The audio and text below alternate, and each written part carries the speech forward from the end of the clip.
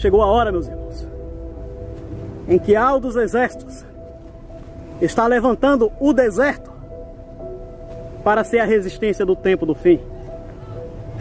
O deserto vai se levantar não como um país de ataque para atacar a sede babilônica fisicamente, mas como uma resistência que Al levantará, protegerá, para que a mulher fique fora da vista da serpente. Isso está lá em Apocalipse, capítulo 12. Por quê?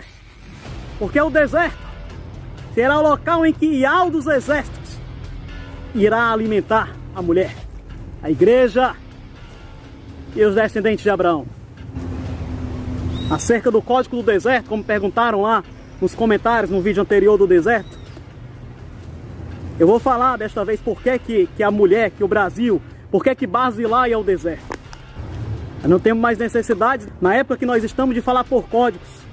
Então nós vamos falar tudo que estiver ao nosso alcance desde já.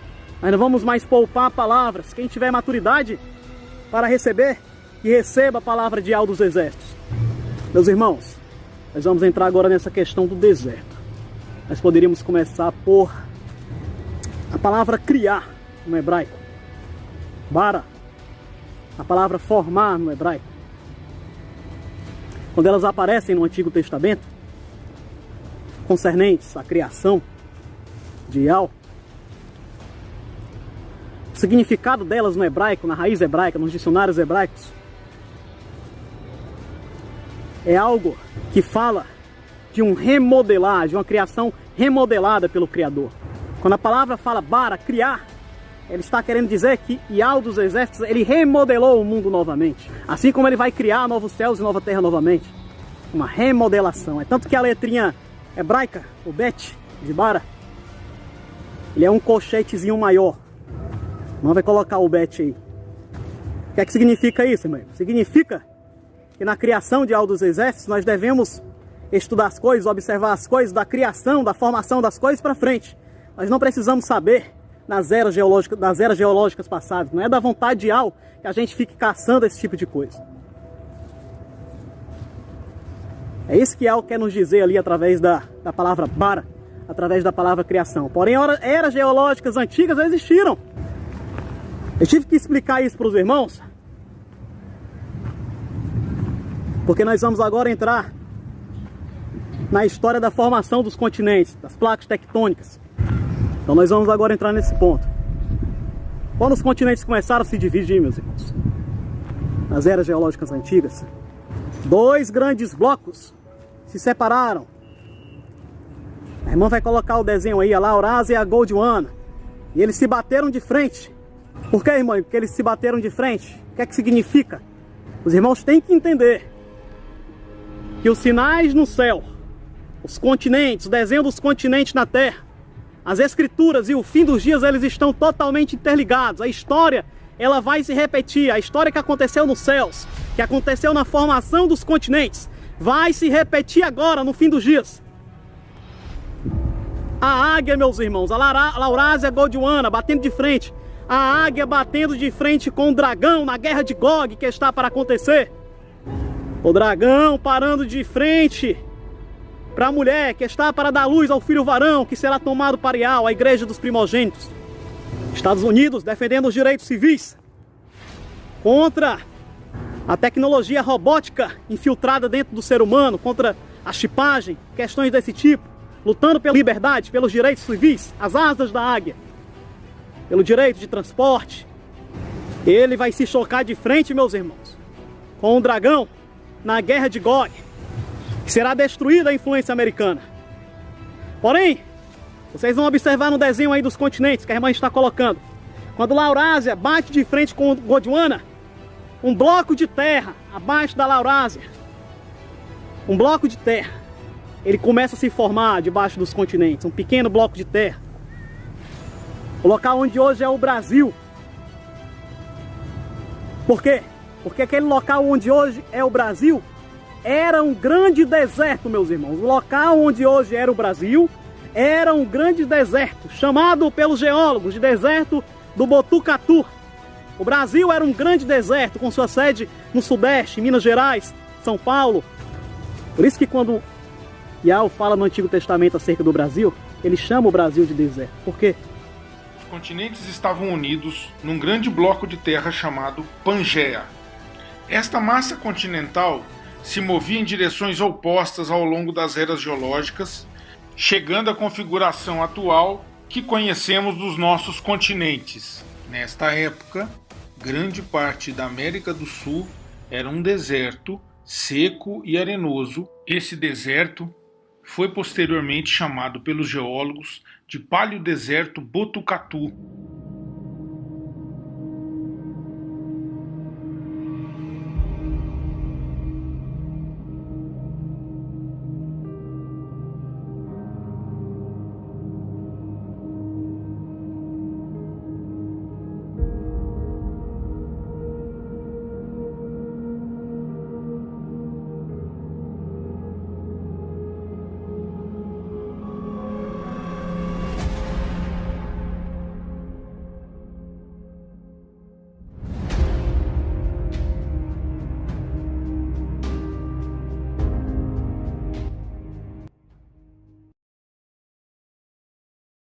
Ao final da expansão desse grande deserto, iniciou-se um período de atividade vulcânica intensa, cujas lavas fluidas e quentes extravasavam sobre a superfície do imenso deserto, recobrindo-o com derrames que chegaram a atingir mais de 600 metros de espessura.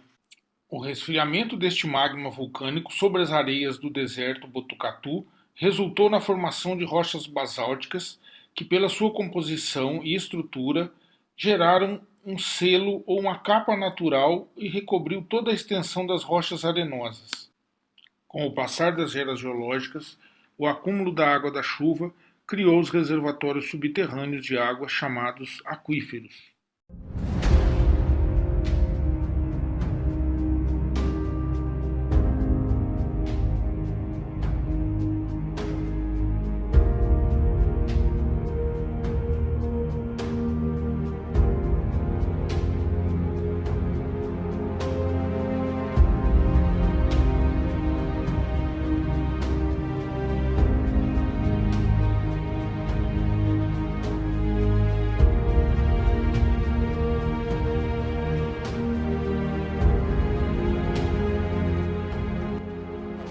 Paraná não passava de um enorme deserto na América do Sul. O Mar de Areia virou um dos maiores reservatórios de água doce do mundo, o Aquífero Guarani. Esse trecho da rodovia Castelo Branco, no interior de São Paulo, mostra bem o que é o Aquífero Guarani. Quando as máquinas cortaram o morro para fazer a estrada, acabaram expondo nos barrancos a formação rochosa, que nada mais é do que o aquífero. Para quem esperava ver muita água, é uma surpresa, porque, na verdade, o aquífero é uma rocha porosa com grande capacidade de absorver água. Numa simples experiência, é possível demonstrar o processo. Repare como a rocha puxa água. Parece contrariar a lei da gravidade. O geólogo José Luiz de Mendonça, do DAEE, Departamento de Águas e Energia Elétrica do Estado de São Paulo, explica que esse deserto foi coberto por lavas vulcânicas. Ao longo de milhões de anos, o espaço entre os grãos de areia acumulou tanta água que formou um enorme reservatório.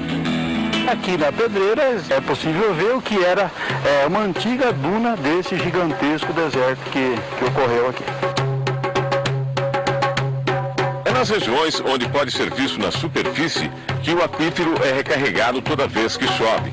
A água penetra e vai se acumulando nas profundezas. Essa área aqui em Araraquara é uma das regiões de recarga do aquífero, ou região de afloramento, que é basicamente uma área na qual a rocha que constitui o aquífero se encontra na superfície ou próximo da superfície. Já não é novidade que a maior quantidade de água doce do mundo está no Brasil. Isso se deve principalmente pelo gigante rio Amazonas.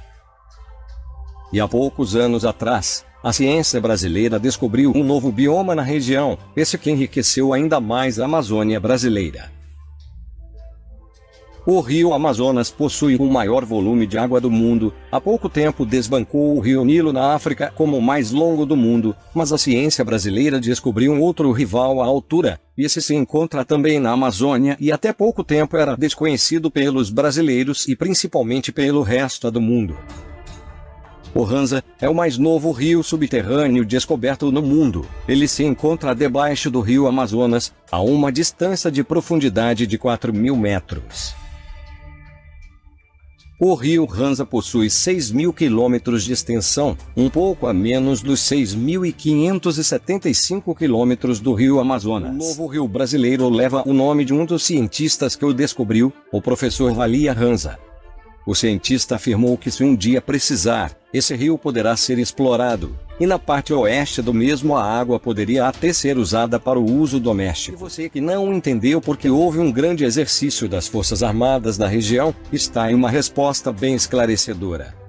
A Amazônia é do Brasil, e cabe a nos explorar, cuidar e a ela defender. Por quê? Porque aqui é as palmeiras, o cedro, é o jardim que Iau plantou no deserto. O jardim de Iau para sustentar a mulher durante o fim dos dias. Como assim, irmão Igor? O bloco de terra, o Botucatu, o deserto, ele se forma. E a mulher fugiu para o deserto. O bloco de terra abaixo da Laurásia, abaixo dos continentes, a irmã vai colocar a foto aí, ele toma a forma de uma mulher. Ele toma a forma de uma mulher. E a mulher fugiu para o deserto. Por quê? Por quê, irmão Igor? Porque após a guerra de Gog, meus irmãos, haverá uma fuga em massa para o deserto, para o Brasil. Após a queda dos Estados Unidos do Egito, após a queda da última resistência contra a Babilônia, a Rússia, a Síria, ficará a última resistência no deserto, no Brasil. Será uma resistência de defesa, não de ataque. Porque o Brasil, o deserto, ele ficará fora da vista da serpente. Porque aqui era um grande deserto, meus irmãos. Mas sabe o que foi que Iau fez? Iau levantou as montanhas dos Andes. As montanhas dos Andes se levantaram. A África se separa, vai para o leste. Iau soprou. E quando Iau soprou, os ventos que saem do Saara, os ventos que saem do maior deserto, o deserto do Saara, eles atravessam o Oceano Atlântico. E eles vão em direção à Amazônia. Porém, quando eles chegam na altura dos Andes, meus irmãos, eles são barrados pelas montanhas. E o pó do Saara, ele cai sobre a Amazônia. Toneladas, milhares de toneladas de fósforo. Joseph Prospero, da Universidade de Miami, estudou a poeira africana por anos. Na década de 70, ele descobriu que uma quantia considerável dela pode ser soprada pelo vento por toda a distância do Oceano Atlântico. Nós sabíamos que há muita poeira. É óbvio que existe muita poeira. Quando chove em Barbados ou até mesmo aqui em Miami durante os meses de verão, você consegue ver uma camada de lama no fundo de um balde. Tempestades de areia da África podem afetar de modo negativo a qualidade de ar dos oceanos. Mas uma nova pesquisa revela que elas também podem ter um lado bom. Em um estudo publicado na revista científica Geophysical Research Letters, cientistas monitoram a poeira do Saara via satélites, enquanto ela viaja pelo Atlântico. Eles descobriram que uma média de 28 milhões de toneladas métricas caem na bacia fluvial da Amazônia sul-americana todos os anos, diz o cientista atmosférico da Universidade de Maryland, Hongbin Yu. É surpreendente, por causa da imensa quantidade de poeira e fósforo. Fósforo é um nutriente fundamental para o crescimento das plantas. Yu descobriu que a poeira do Saara propicia cerca de 22 mil toneladas métricas de fósforo nas florestas tropicais amazônicas todos os anos. Porque o Sol tem uma quantidade limitada de fósforo, ele também pode ser levado embora pela chuva e pelas inundações. E essa é uma importante fonte de fertilizantes, diz ele. Diversos nutrientes fizeram com que crescessem a floresta amazônica. E a floresta amazônica, como grande reservatório natural de água. E onde é que está tudo isso aí, irmão Igor? Está tudo no manual, meus irmãos. Chega de falar por códigos. Salmo 118. Esta é a porta. Os justos entrarão por ela. Está tudo no manual. Está tudo nas escrituras. A formação da nação brasileira, do jardim que o pai plantou no deserto, dentro do livro de Isaías, de Chaial, capítulo de número 41, versículo de número 18 ao 20. Diz o seguinte: Abrireis rios em lugares altos, os Andes, as águas da Amazônia. Muitas águas da Amazônia vêm dos Andes, do gelo do Andes. Quem já estudou sobre água, sobre hidrologia, sabe disso. E fontes no meio dos vales, os vales dos Andes, as nascentes da Amazônia. Tornarei o deserto em tanques. Que deserto, irmão Igor? O Botucatu, que eu acabei de falar. Ele virou o maior reservatório de água potável do mundo. E a terra seca, o deserto, em mananciais. Versículo de número 20. Para que todos vejam, saibam, e considerem, e juntamente entendam que a mão de Yahweh fez isso. O Santo de Israel criou. Yahweh soprou, e o vento lá do Saara, ele impede que o Brasil se torne um deserto. Ele cria a floresta amazônica, forma a Amazônia para colocar a mulher, Apocalipse 12:14, fora da vista da serpente. Trazida pelo avião, pelas asas da grande águia. Aí os irmãos estão se perguntando: forças de direita subsistirão nos Estados Unidos, meus irmãos? Enquanto Babilônia quererá impedir a fuga dos judeus para o deserto. A palavra está tentando nos passar que o eixo da liberdade, a águia, os republicanos nos Estados Unidos, aliado eterno de Israel, lutarão para que os judeus consigam fugir para o seu lugar, para o deserto, onde está a descendência miscigenada, mas está a descendência dos judeus. Então, para encerrar este vídeo, eu deixo para a igreja Isaías, capítulo 41, versículo 22. Tragam e anunciem-nos as coisas que hão de acontecer. Anunciai-nos as coisas passadas, para que atentemos para elas e saibamos o fim delas. Ou fazei-nos ouvir as coisas futuras. Fica na força de Yahweh dos exércitos, igreja. Yahushua é o nosso rei. Aleluia.